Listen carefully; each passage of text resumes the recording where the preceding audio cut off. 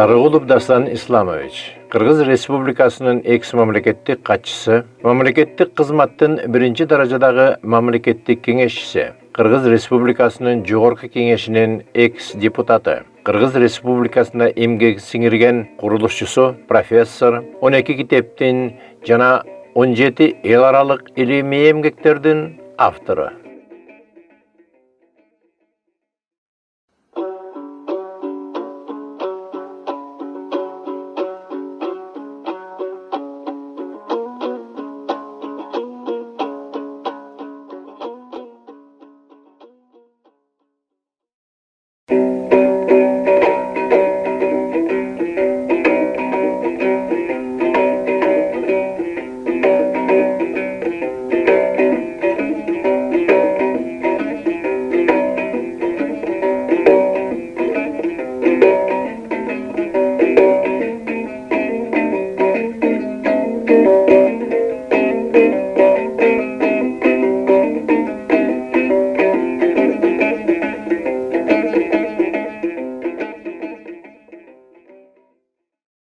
Dastan ağa, бүгүнкү берүүбүздүн аягында мен сизге суроо берейин дедим эле. Ушу Кыргыздын тарыхы боюнча бул талашсыз далилдерди кайдан алдыңыз десе, мына бүгүн ушунча китептин бардыгын үйүңүздөн көтөрүп келипсиз. Ушулар жөнүндө айтып берсеңиз. Бул китептер үйдөгү китептердин 10дон 1-ин да түспөйт. Үйдө китептер мындан дагы көп.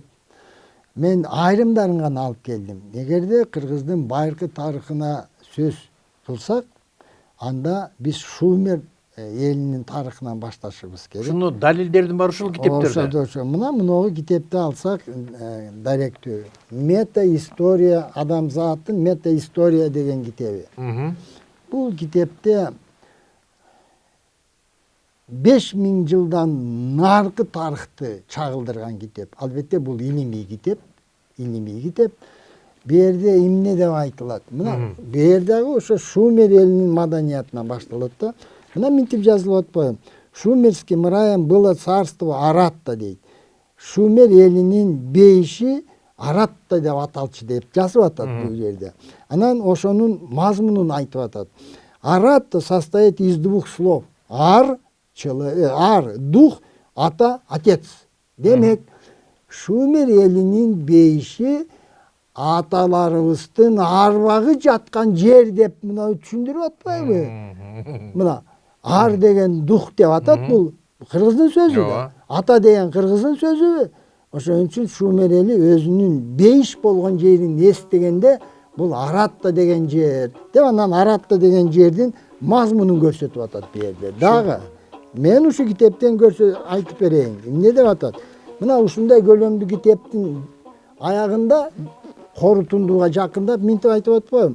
Шумерский народ возник в Киргизской степи на границе между длинноголовыми древнейшими индоевропейцами и короткоголовыми туранцами, спустившись с Алтайского склона и берегов Иртыш, обойдя южное побережье Каспийского склона, шумеры направились в Вавилонию. Прародина шумеров располагалась в Сибири, Алтае деп атат. Эми мындан башка да кандай далил келип атат? Мен Шумер жөнүндө ушул окумуштун жазганын айтып берейин.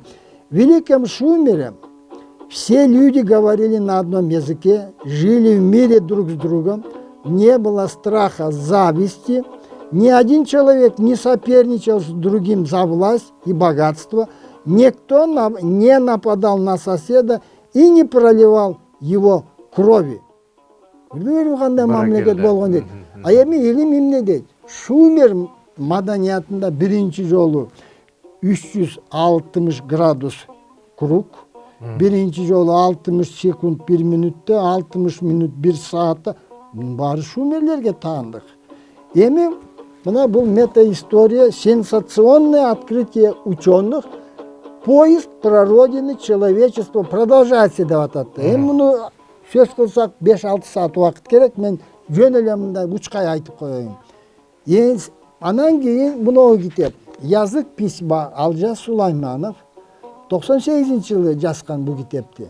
Бу жерде жазуу кандай пайда болду деп. Анан бул киши китебинде мына ондай сүрөттү көрсөтүп атат. Анан минтип коштоп жазылыптыр бердим. Бозүйгө окшош экен. Самые древние изображения юрты Шумердин чопо жазууларында деп атат. Баракелде. Мына Бозүй. Көрдүңүзбү? Дагы. Бул эмне деп атат бул киши? Шумер неме? Шумер эмне деп орусча которуп атат. Шумер что это деп атат. Же болбосо мен деген сөз экен шумерлерде. Сен деген сөз экен. Биздин тилибиз аглютин тилине кирет. Аглютин тили деп эмнени айтат? Мурда табылган сөздөргө жаңы тыбышты кошуп, жаңы сөздөрдү жараткан деп атат. Ошон үчүн мына жерде чоң тизме бар.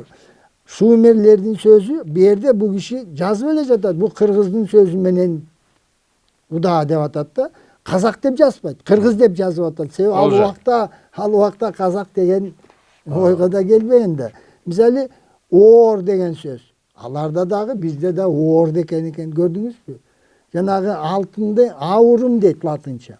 Оор деген сөздөн аурум деген сөз кеткен экен. Түбүндө биздин сөзүбүз жатат, оор деген сөз. Муну мен майдалап отурбайын. Негизи шумерлер кыргыз экенин мына бул китептерден окуп билип аласыздар. Бу жерде бир толуктоо. Жалаң эле кыргыз эмес, ал жерде көбөлдер жашаган. Бирок үстөмдүк кылган, ошол жерде башкаруу ишин жүргүзгөн биздин бабаларыбыз болгон. Түпкү бабаларыбыз болгон. Бул 5000 жыл мурда, 3000 жыл биздин доордон мурун, азыркы 2000 жылды кошсок, 3000 жыл болуп атат да. Эми мынау китеп 1968 жылы чыккан. Бул Америкада чыккан китеп. Муну Америка белгилүү америкалык тарыхчы Илимпоз Лео Оппенгейн деген адам чыккан. Байыркы Месопотамия деген китеп да бу жерде. Байыркы Месопотамия деген. Бул китепте көп маалымат бар, бирок эмне деп атат бу жерде? Шумер элинин эң алгачкы каганат түскөн атактуу белгилүү эл башчы Саргон Акаски деген болгон. Бул биздин доордон 2316 жыл мурун төрөлгөн. Биздин доордон 2261 жылы 55 жашында дүйнөдөн өткөн. Анан минтип жазып атат бул тарыхчы. В Вавилонии со времен Саргона Акадского и вплоть до периода Хаммурапи имя царя писалось детерминативом Тенгир, бог, которым обозначались боги и различные предметы поклонения.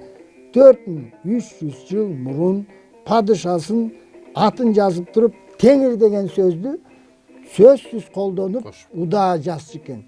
Теңир деген сөз жараткандын буйругун аткарган адам деп.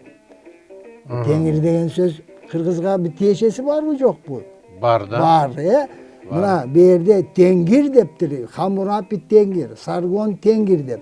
Демек, биздин бабаларыбыз ошол Шумерге тиешеси бар экени көрүнүп турат да. Эми ушул эле сөздү улантсак, бир кылым илимпоздордо талаш жүрүп келди. Шумер элинин тили кандай тил болгон? Мындай элдики деп тияка бурмалады, бияка бурмалады. Бир кылым талаш жүрүп келди. Бу талашка чекит коюлду.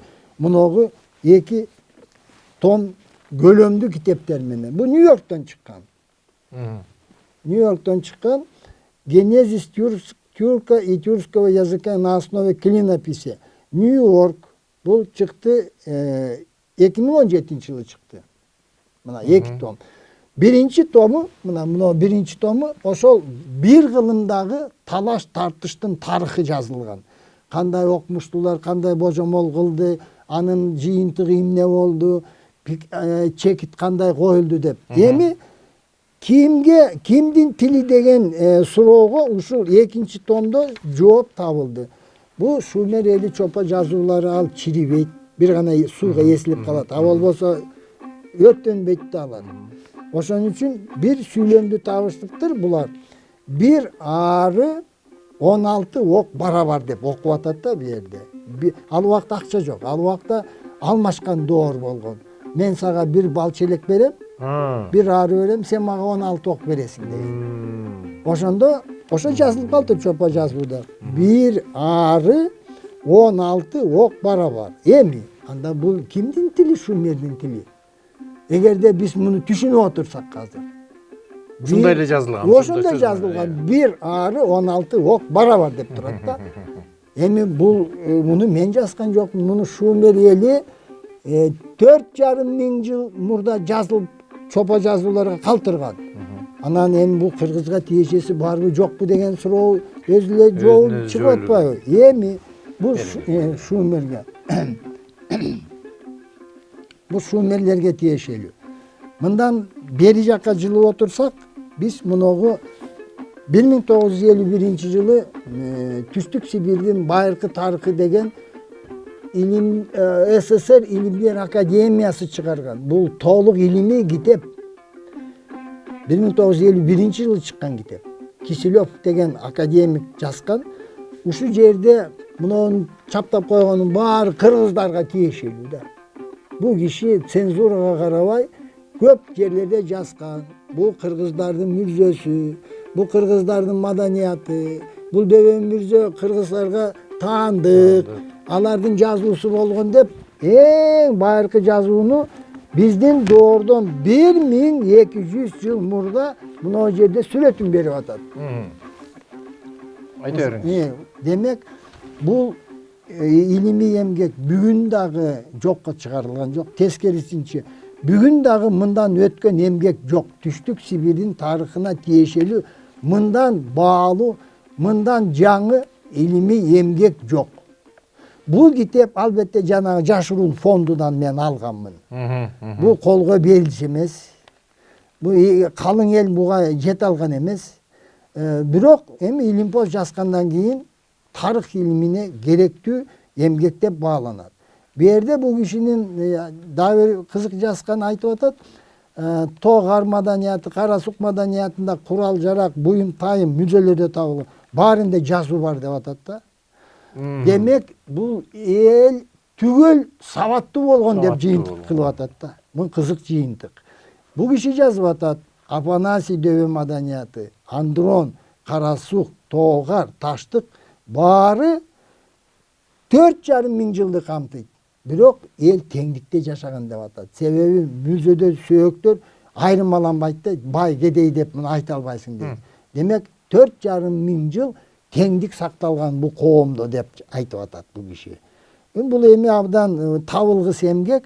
Мына ушул жерде эле кыргыздын мүзөлөрү деп Киселев жазса, биздин тарыхчылар муну тааныбай жатпайбы? Шумер жөнүндө мен айттым, Эми эгерде сактарга келсек, мына Царский скифы деген китеп бул Америкада чыккан. Бул китепте скифтерди тарыхы, тили, анан аларды башкарган падышалардын тили царский, падышалык скифтер деп, бул беш бармак деген сөздү ушул жерде жүрөт. Беш бармак кадимки тамак катары колдон айтып эле. Алар ушу беш бармак жеди деп, ушундай деп жүрөт. Эми кызыгы мындай да, бул эмне менен далилденди? Скиф маданияты биздин доордон 8 кылым, 9 кылым мурда пайда болду деп тарыхчылар бир пикирге келишти. 5-кылымга таандык Пазырык Дөбө мүрзөдүн 1949 жылы согуш бүткөндөн кийин Эрмитаж муну китепчени чыгарган. Себеби 5 жыл археологиялык казуулардын жыйынтыгы эмне буюм тайымдарды табылганга шарт берди, эмне табылды деген отчет муну Эрмитаж чыгарган. Бул Пазырык Дөбө мүрзөдө эмне? Көкөр, кемеркур, чачуштук, куржун, алагийиз, шырдак, атүгүл калпак, атүгүл комуз. Ушунун баарын бу жерде албетте бул илимпоздорго гана арналган китеп, бул кеңири тараган жок. Бирок бул кыргызда экенин өзгөчө комуз, калпак. 5-кылым биздин доордон мурда. Ал эми Союз убагында бу жөнүндө бир сөз кылуу мүмкүн эмес эле да. Чүкөлөр жөнүндө деле айткансыз. Чүкөлөр анын ар жакта жатат. Чүкөлөр ар жакта жатат. Ар жакта жатат. Биз бери жакындап келатабыз. Мына сактардын Дөбө мүрзөсү. Атүгүл Аржан Дөбө мүрзөдөгү сөөктүн ДНКсы R1, A1, snip Z93 болуп атат. Бу азыркты дагы ошондой болду. R1, A1, snip Z93. Демек, бул кыргыз экени ДНК жагынан далилденди. Гаплогруппа боюнча болчу дагы. Буюм тайымдары жагынан далилденди. Талашсыз далилденип атат да. Эми дагы бир кызык ал мындай. Илим тарыхчыларынын атактуулары биздин доордун биринчи кылымында өткөн Плиний Тацит деген болгон да. Плиний Тацит деген. Мына ошо Плиний минтип жазып калтырыптыр. Плиний старший утверждает, что германцы поклонялись не то богу, не то герою по имени Маннус или Маннас. И слово Германиан происходит от сочетания гер, кыргыздын ер деген. Ер. Что значит самый благородный. И слово Маннус. Манас ер, Манастын урпактары деген да. Ер, Маннус деген Германия болуп калбады. Биз эми муну мен жазган жокмун. Муну Плиний жазды. Плиний өзү биздин доордун 58-жылы дүйнөгө келип, биздин доордун 117-жылы дүйнөдөн өткөн.